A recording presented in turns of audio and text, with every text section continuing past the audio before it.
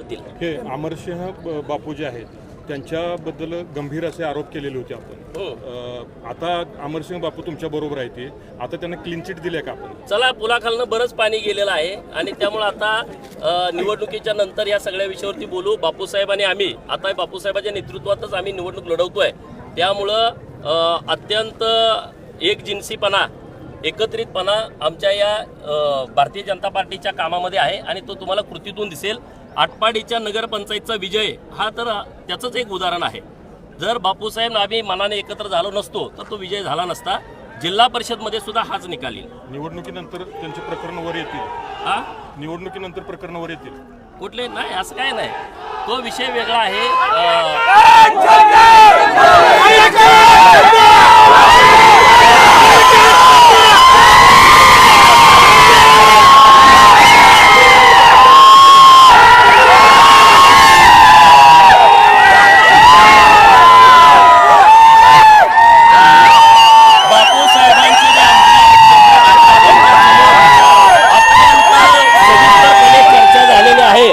त्यामुळे इथून पुढे आम्ही एकत्रितपणे पुढे जाणार आहोत।